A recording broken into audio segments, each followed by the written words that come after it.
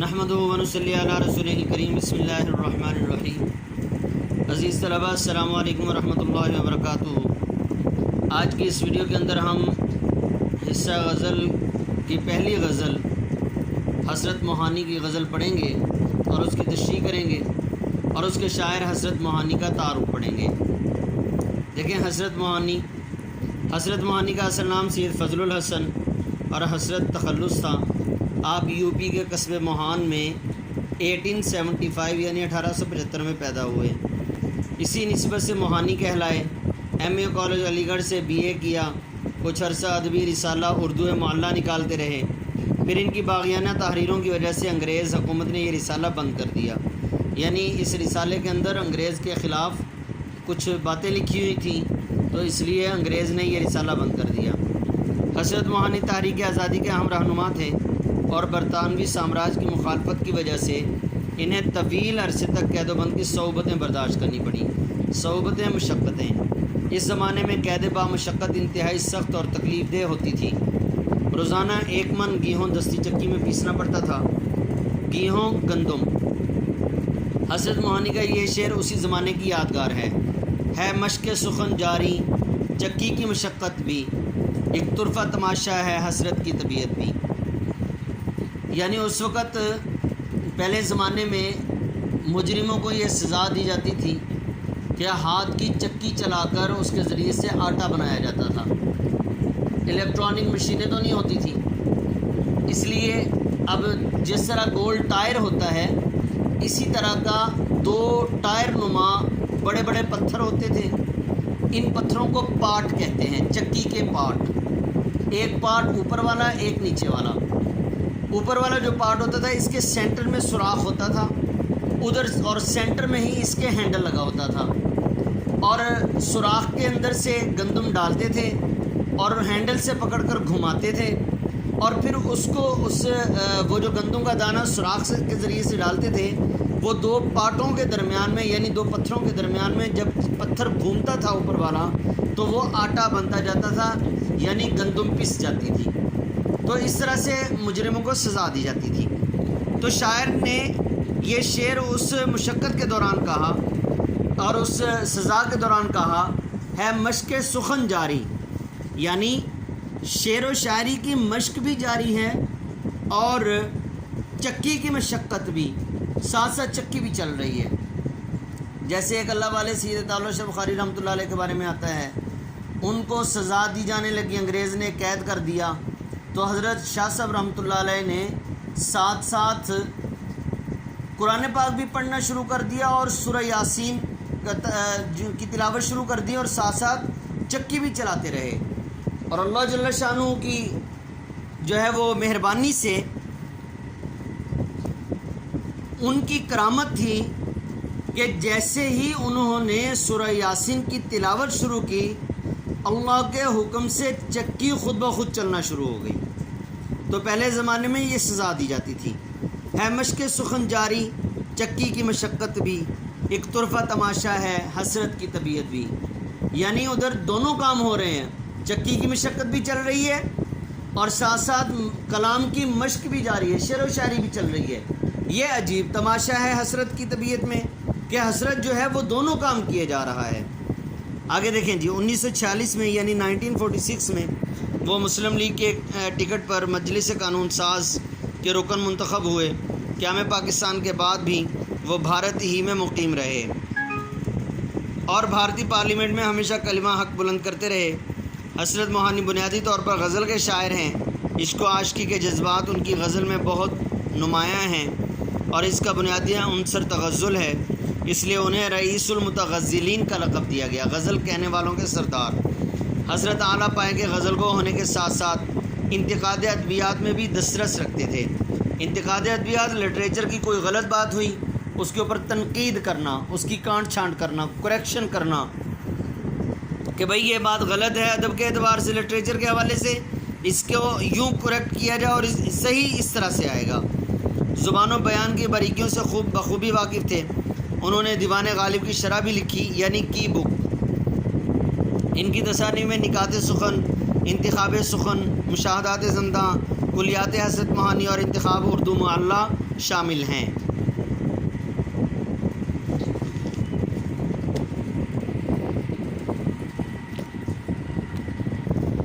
جی دیکھیں جی، غزل، پہلی غزل ہے حسرت معانی کی۔ مصیبت بھی راحت فضا ہو گئی ہے، تیری آرزو رہنما ہو گئی ہے۔ راحت فضا آرام دینے والی، آرزو خواہش، رہنما راہبر راستہ بتانے والا۔ شاعر اس شعر کے اندر اپنے محبوب کی محبت کو یاد کر رہے ہیں، محبوب کو گویا کہ یاد کر رہے ہیں، اور اپنے محبوب کو مخاطب ہو کر کہہ رہے ہیں مصیبت بھی راحت فضا ہو گئی ہے۔ یعنی جب انسان کسی سے محبت کرتا ہے تو اس محبت میں انسان کو بہت زیادہ مشکلات برداشت کرنی پڑتی ہیں اور بہت زیادہ تکالیف برداشت کرنی پڑتی ہیں، لوگوں کے طانے، لوگوں کی طرف سے آزمائشیں، لوگوں کی طرف سے دی گئی تکالیف، اور پھر جب اپنے کسی بات پر تنقید کرنے لگتے ہیں، کوئی بات جو ہے مزاج کے خلاف کہنے لگتے ہیں تو اس پر زیادہ دکھ ہوتا ہے۔ پھر محبت بھی دو طرح کی ہوتی ہے، ایک اللہ سے محبت اور ایک انسان دوسرے انسان سے جو محبت کرتا ہے۔ یعنی اللہ سے محبت تو عشق حقیقی، انسان کی انسان سے محبت تو عشق مجازی۔ اب عشق حقیقی ہو یا عشق مجازی ہو، دونوں صورتوں میں انسان کو تکالیف برداشت کرنی پڑتی ہیں، اور غزل کے اندر یہ خوبی ہوتی ہے کہ اس سے عشق حقیقی بھی مراد لیا جاتا ہے اور عشق مجازی بھی مراد لیا جاتا ہے۔ ہاں، اگر غزل کے اندر محبوب کی زلفیں، محبوب کے دانت، محبوب کا بازو، آنکھیں، چہرہ، ہونٹ، کان، ان چیزوں کا تذکرہ ہو تو اس صورت میں عشق مجازی مراد لیا جائے گا، عشق حقیقی مراد نہیں لیا جائے گا۔ کیوں؟ عشق حقیقی کہتے ہی اللہ جل شانہ کی محبت کو، تو اللہ جل شانہ اعضاء سے پاک ہے، اس کے آنکھ، کان، ناک وغیرہ اور ہاتھ پاؤں وغیرہ نہیں ہیں، تو اس لیے عشق مجازی مراد لیا جائے گا، عشق حقیقی نہیں۔ تو یہاں پر دونوں محبتیں مراد لی جا سکتی ہیں۔ تو شاعر جو ہے اپنے محبوب کو مخاطب ہو کر کہتے ہیں مصیبت بھی راحت فضا ہو گئی ہے، اے محبوب تیری طرف سے آنے والی ہر تکلیف میرے لیے راحت دینے والی ہے۔ کیوں؟ اس لیے کہ جب انسان کو کئی تکالیف کا سامنا کرنا پڑے اور تکالیف برداشت کرنے کی عادت پڑ جائے تو اس صورت میں اس کو تکلیف نہیں رہتی۔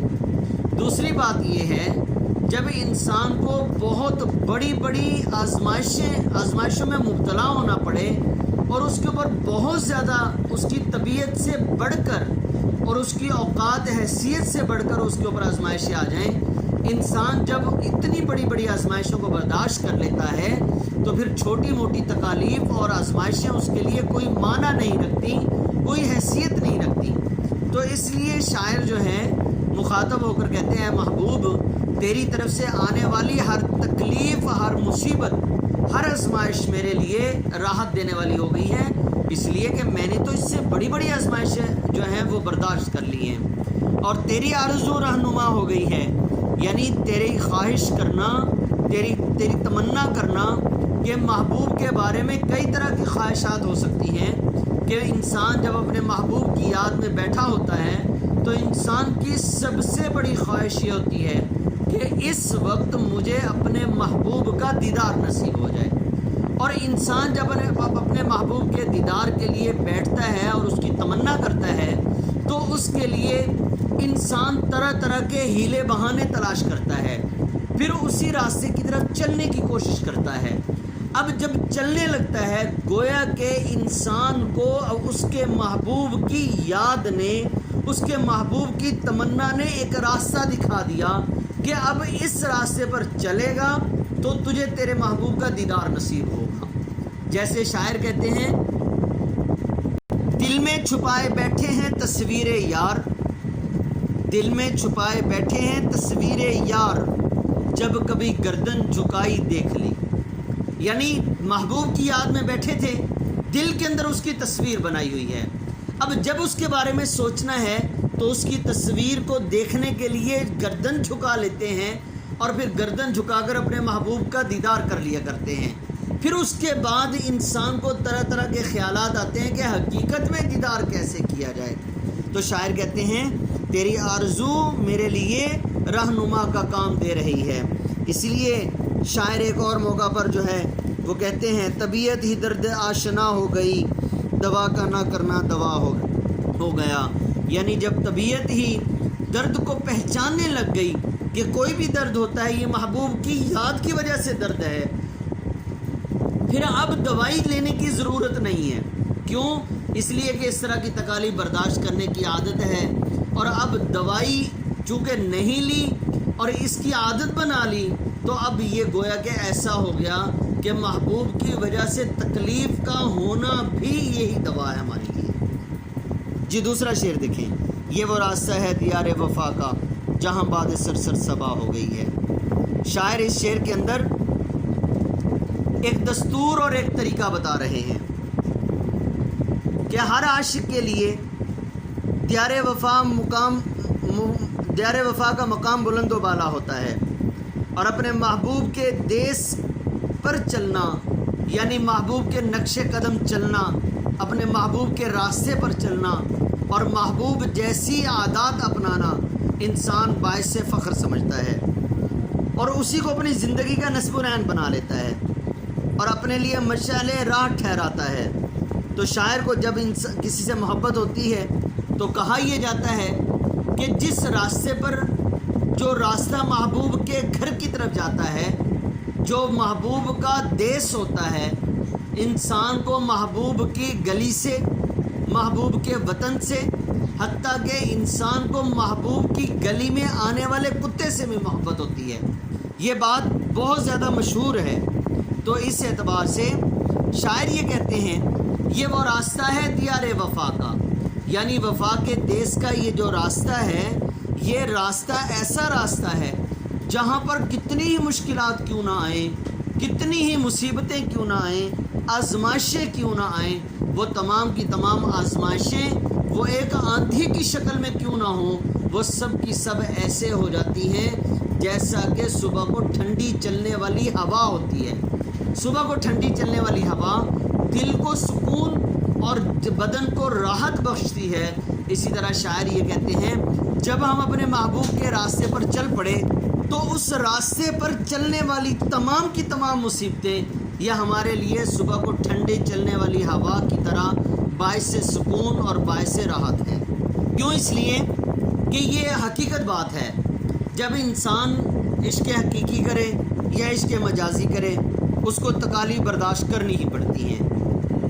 جیسا کہ پیارے حبیب صلی اللہ علیہ وسلم کے پاس ایک صحابی آئے، یا رسول اللہ مجھے آپ سے بڑی محبت ہے.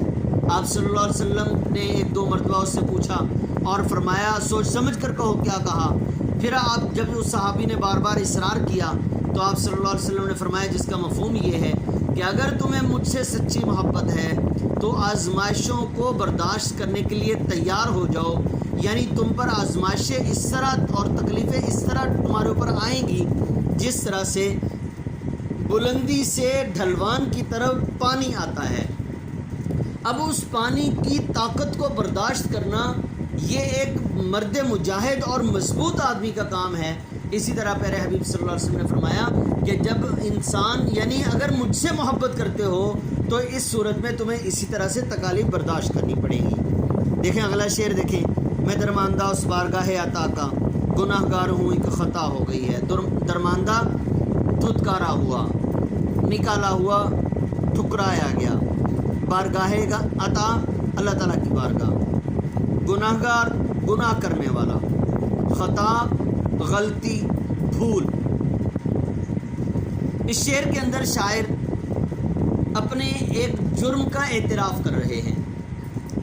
انسان ہونے کے ناطے سب سے پہلے انسان یعنی حضرت آدم علیہ السلام سے ایک خطا ہو گئی تھی.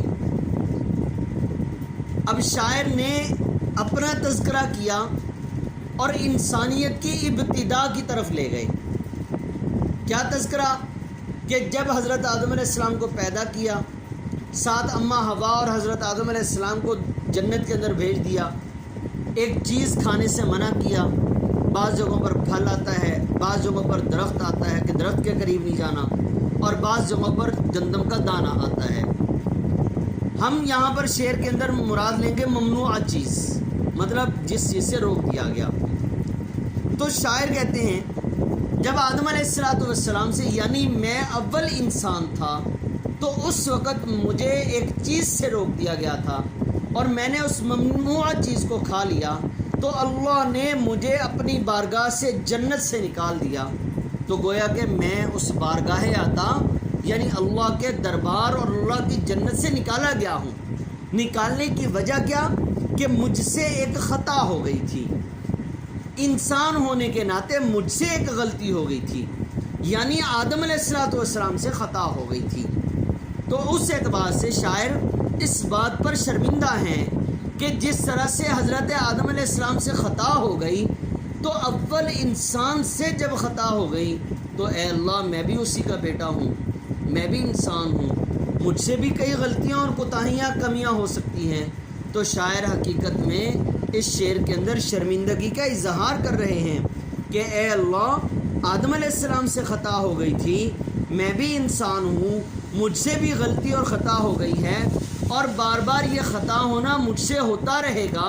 اے اللہ اس لیے میں تجھ سے پہلے ہی اپنے گناہوں کی معافی چاہتا ہوں اور گناہوں سے معافی کا طلبگار ہوں اور اپنے گناہوں کا اعتراف اور اقرار کرتا ہوں کہ میں گناہ گار ہوں، میں نے گناہ کیا ہے، میں نے خطا کی ہے، جس بات سے تو نے روکا تھا میں نے تیری حکم عدولی کی ہے۔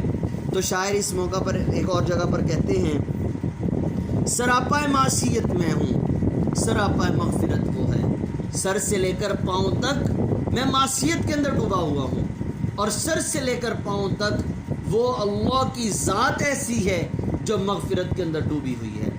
سراپا معصیت میں ہوں، سراپا مغفرت وہ ہے، خطا کوشی روش میری، خطا پوشی ہے کام اس کا، بار بار مجھ سے جرم ہوتے ہیں اور مجھ سے گناہ ہوتے ہیں اور میرے گناہوں کو چھپانا، یہ بار بار میرے گناہوں کو چھپانا یہ اسی کا کام ہے۔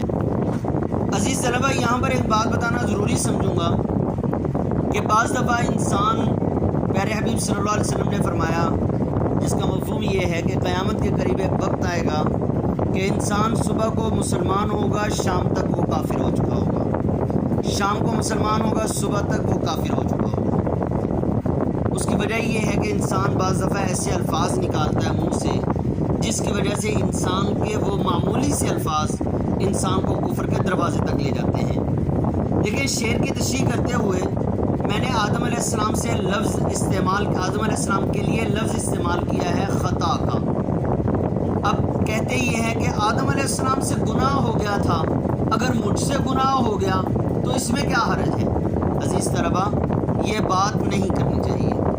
آدم علیہ السلام سے بھول ہو گئی تھی، ہم آدم علیہ السلام سے جب اس معاملہ کی نسبت کریں گے تو اس وقت لفظ استعمال کریں گے بھول یا خطا۔